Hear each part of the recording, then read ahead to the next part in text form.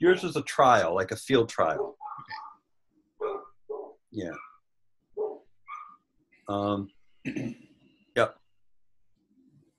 So Joe or Dan or Jane or James, any questions on your specific projects that you're ready to think about and chat about? I guess that I'll bring one up if no one else has anything. As you may remember, my topic is e-commerce for medical devices. Yeah, can you give us a one sentence? Because I remember, but others may not. It's basically how can AngioDynamics, which is a medical device company, sell its products online? Okay. And what I'm kind of getting at is, and I kind of synthesize it in my literature review after discussing it a bit, is that all the products aren't necessarily able to be sold online. So with that in mind, it's really more of a subset of customers that would be capable of purchasing products online. Would it make sense to just reframe my question? Or I guess I don't know if my question's specific enough. I think it would make sense to rephrase your question. And I thought I'd written about that. Maybe I just thought about it.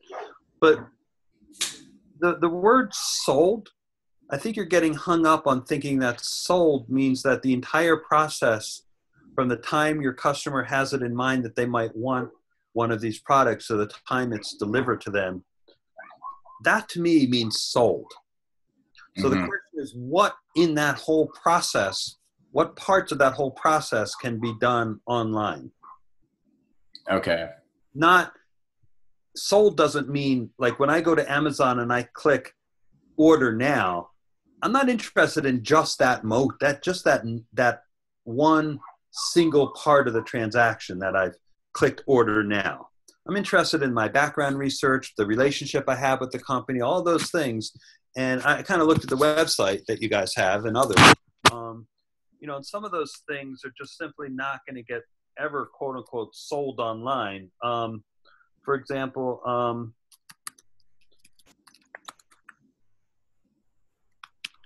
I was looking around at medical devices, and I'm still sharing my screen or not? I don't see it. No. Yeah. So this company sells mobile MRI machines for sale. I've got 2 of those. Yeah, right? So they're not going to show up on Amazon. Mm-hmm. But Providian, whatever this company is, does some of their work online. Well, they provide the background. To me, this is all part of their sales process. Mm-hmm. And I think you would do better. I think your project might also work if you began to think about, well, what part of the sales process can I do online? Like, I don't know if they have a parts thing for this mobile MRI truck. I kind of doubt it. I mean, I don't know. These things are expensive, I would imagine, right? Like, looks like it, yeah. Yeah. Like, I got free shipping with mine, though. Yeah, right? Free shipping, Oh, look, they do have a price sheet. Yeah, and they'll email it to you. Yeah. This is interesting because this tells me about how they want to manage the relationship. They're not just going to give anybody this spreadsheet. They're going to make sure that, that I get it, that I'm not their I don't know. So anyway, I think if you think about that word sold a little more broadly, then that might help you out a little bit. Sold is not just the actual purchase activity. Yeah.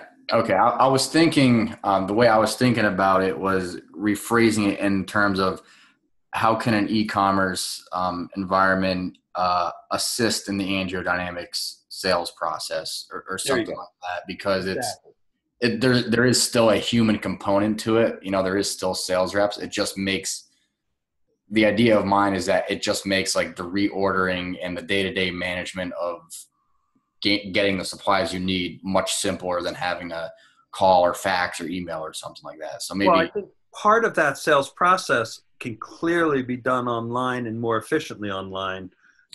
One of the parts of the process that can be efficient is the one you just described. But the other part can be the one where the person calls up and asks for the information sheets to be sent to them. That can be done online. Mm-hmm.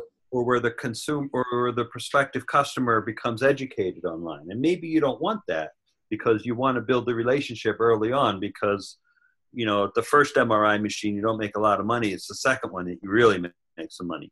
You know, I don't know. It depends on the products, of course, but I think I looked at the website. What's the company again? It's Angio Dynamics, ANGIO Dynamics. Yeah, I mean, we don't sell anything that's as big as an MRI truck, but you know, there's But you sell some pretty complicated stuff. It's a lot of stuff that goes in the body, implantable stuff. So it's not, you know, you're not ordering cotton swabs or you know, a wheelchair, like those types of medical devices. It's stuff that goes in people. So like this thing, a Solero microwave tissue ablation system, that would not be sold online.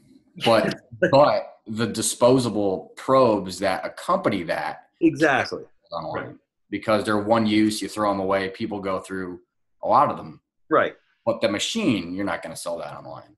Probably not. And then, you know, you probably don't want to have the thing at the bottom of your website that says people who bought the Solero microwave generator also bought, you know, I mean, but so you want to address the different parts of the sales process and talk about where some of them could be really done nicely online and others can be assisted online. And, you know, so it's, and I think we'll have to talk about your strategy, like how you're going to do that.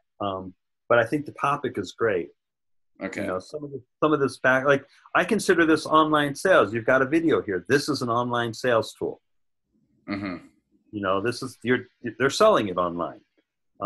You're just looking to expand that, right? Yeah, I guess it's more of the actual traditional idea of the sale. I guess is what I'm like, actually purchasing, ordering, that whole process. Yeah. But you're right.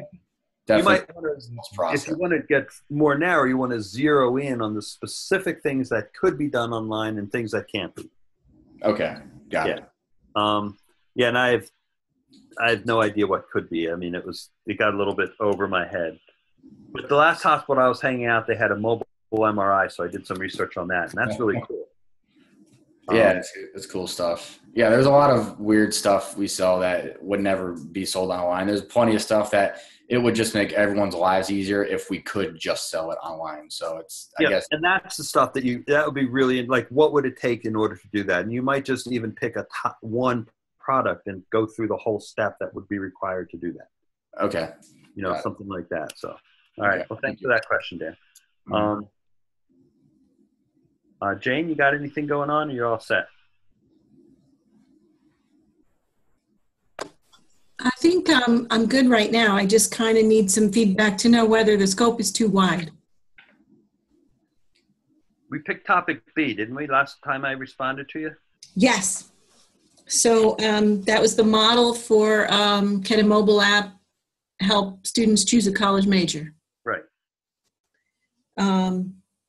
So when I was looking at that, I'm thinking there was 4 areas to investigate literature on. Mm-hmm. One was, you know, around the information design side and developing an application, just understanding the approaches there.